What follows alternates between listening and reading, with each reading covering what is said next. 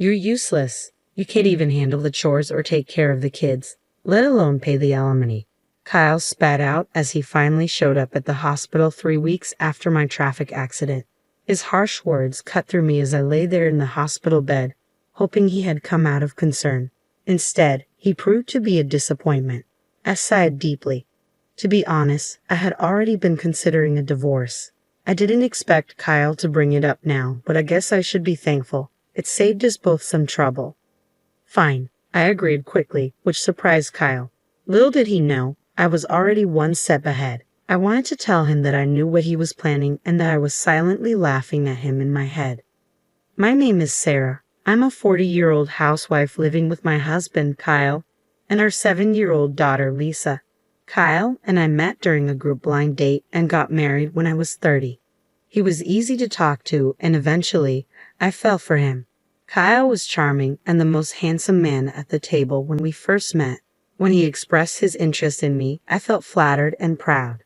Kyle was incredibly romantic in our early days. He would surprise me with dessert plates and bouquets at fancy restaurants for my birthdays, take me on trips for our anniversaries, and write heartfelt letters at just the right moments. I felt so lucky to have him and eagerly accepted his marriage proposal, imagining a life full of surprises and excitement even after marriage. But once we were married, things took a turn. "Hey Sarah, my dinner isn't ready yet. I've been working all day, and you can't even have dinner prepared when I get back. You're so lazy." Once married life began, he started demanding like he was the master of the house and I was supposed to be his caretaker. At first, I was shocked by the change in him. I thought he was just joking. When we were dating, we used to laugh at each other's silly jokes. We imagined a sweet newlywed life where we called each other by cute nicknames and stayed lovey-dovey even after having kids. But it turned out he wasn't joking at all. He treated me like a servant, or something even worse.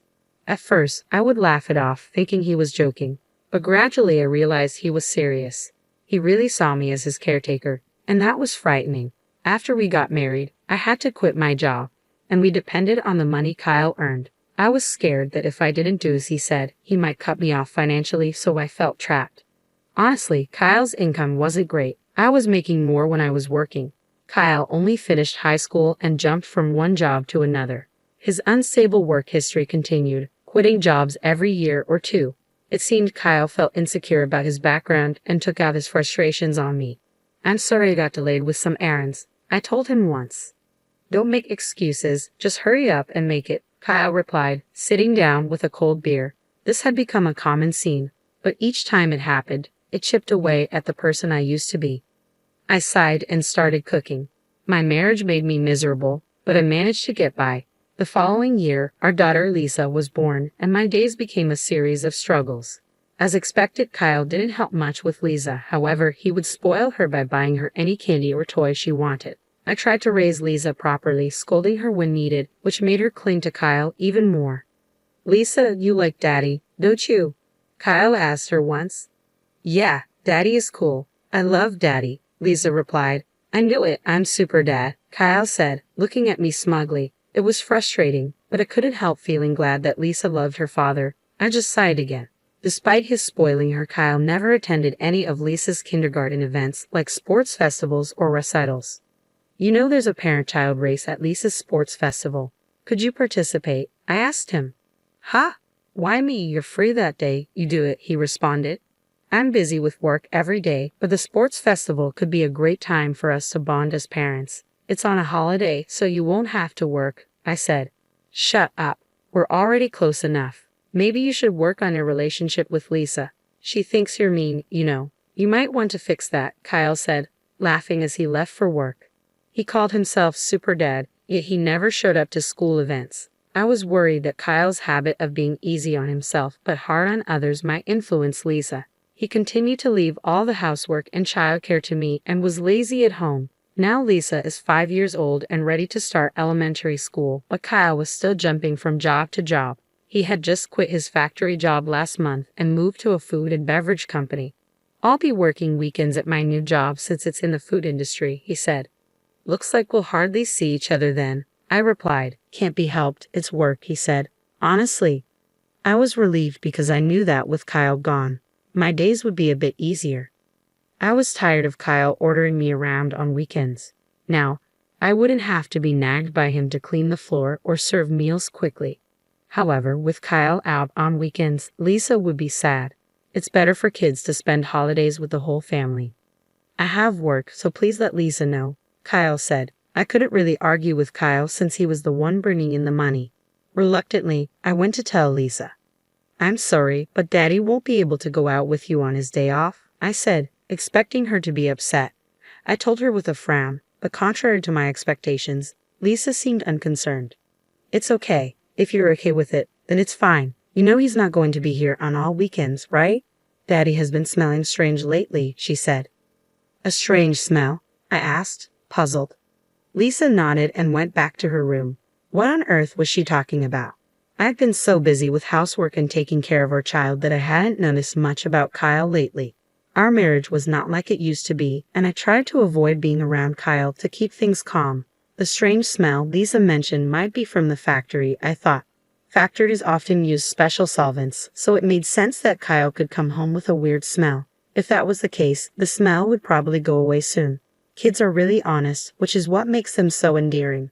Despite what he said, Kyle started leaving the house early in the morning even on his days off, which was odd. He also left every weekday. If he was working weekends, he should have a day off during the week. He left without saying anything to me, so I couldn't tell if he was going to work or not. I became curious about what he was doing, leaving so early even on his days off.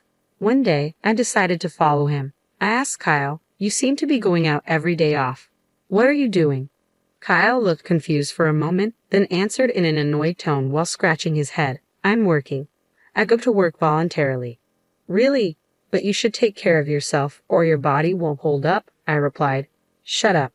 Don't complain about my job," Kyle snapped back. I didn't understand why he got so angry when he often complained about my housework and child rearing.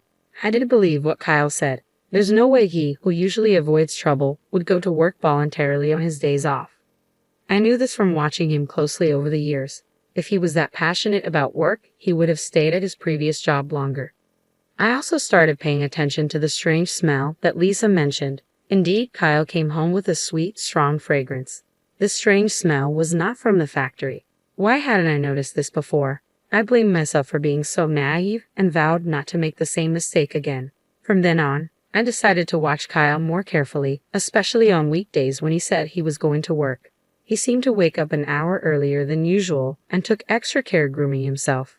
He appeared to be in a good mood on those days, which vary from week to week, sometimes on a Monday, sometimes on a Thursday. But it was clear that Kyle was happy on those days. One day, when he left the house, I went into his room to look for any clues. I felt like a detective searching the house. Since I always cleaned Kyle's room, I knew it well and didn't feel bad about snooping around. If Kyle had hidden anything, it would be in a place not easily seen. I searched carefully under the desk and bed. Finally, hidden in a candy tin in the closet, I found a bunch of letters. What were these? All the letters were from the same person named Patricia. They had been sent through the mail. The oldest letter was from 4 months ago, and the newest was from yesterday. As I read the letters, I saw phrases like, "I regretted when we broke up, but now I really love you, and I want to go back to the time when I was with you." It sounded like something a lovesick teenager would say. At first, I thought maybe Kyle's ex-girlfriend was sending these letters on her own, but then I read a line that worried me. "I'm glad you like me again. I'm looking forward to our next date." This was from last week. It looked like Kyle was seeing this Patricia. Today, he was definitely up to something. I took photos of the letters with my smartphone as evidence. I thought about taking the letters, but I didn't want to make Kyle suspicious. Even with these letters, I felt I didn't have enough proof. After thinking it over, I decided to hire a private investigator to check on Kyle. 3 weeks later, the investigator gave me the results. He quickly brought photos of Kyle and Patricia close together in the park at night, and even a recording of them saying, "I love you" to each other. I accepted the facts calmly. With solid proof in hand, I went to the municipal office and came back with a divorce form. Now that I knew Kyle was cheating, I had no reason to stay with him. I planned to confront him with the divorce papers the next time something happened. I returned home and let out a deep sigh. I was acting resolute, but honestly, I was heartbroken. I was upset with myself for having married someone as careless as Kyle. I was thinking about resting a bit before making dinner when my phone rang. Hello? Yes, Sarah. Do you have time to talk? Yes, what's going on? I was surprised to get a call from my father. He usually doesn't call me. Actually, your mother and I were talking yesterday, and we're thinking about transferring our assets to you soon. Ha! What happened? My father ran a company that sold imported goods to Japanese corporations.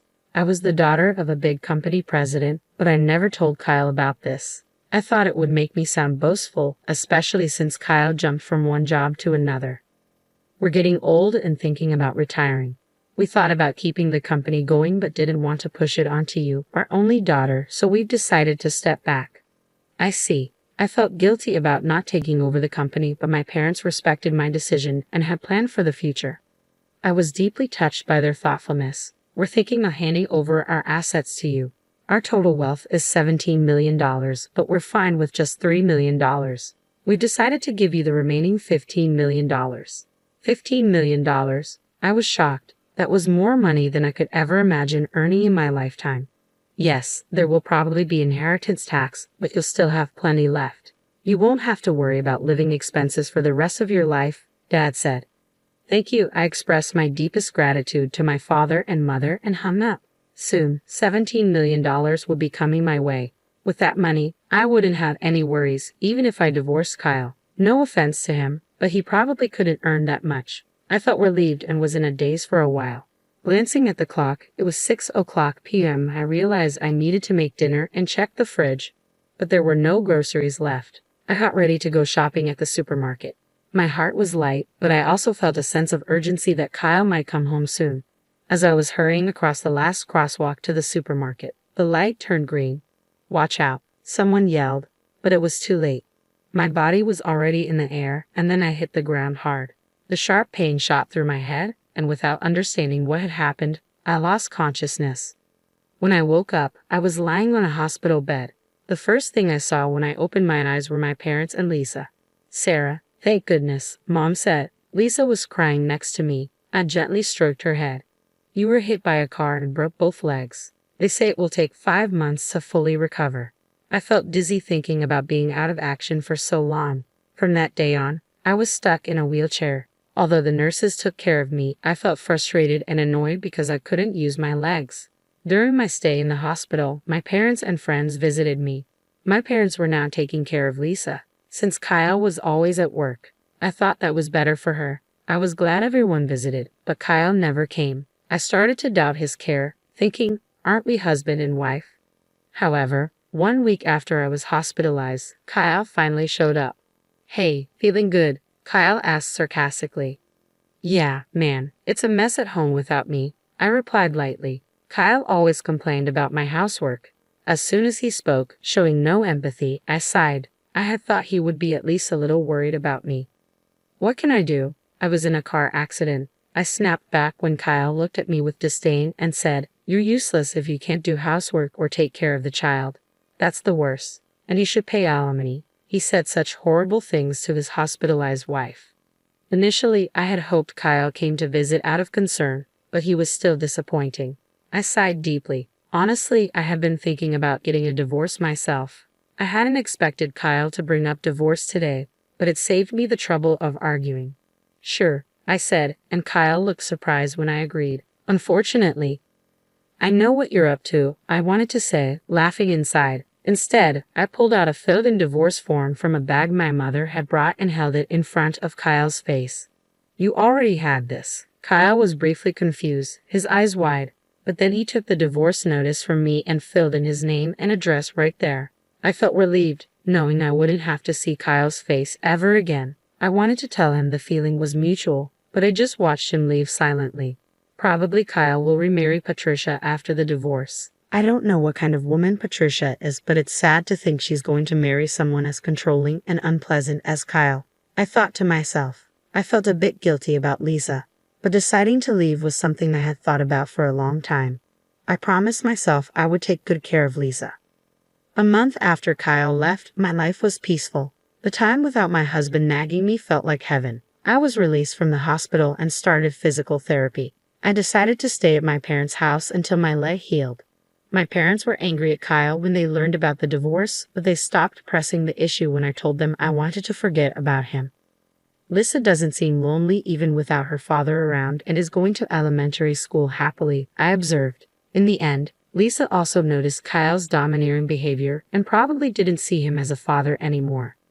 I was convinced that divorcing Kyle was the right decision, but one afternoon I got a call on my mobile phone. I ignored it when I saw Kyle's name, but the phone kept ringing nonstop.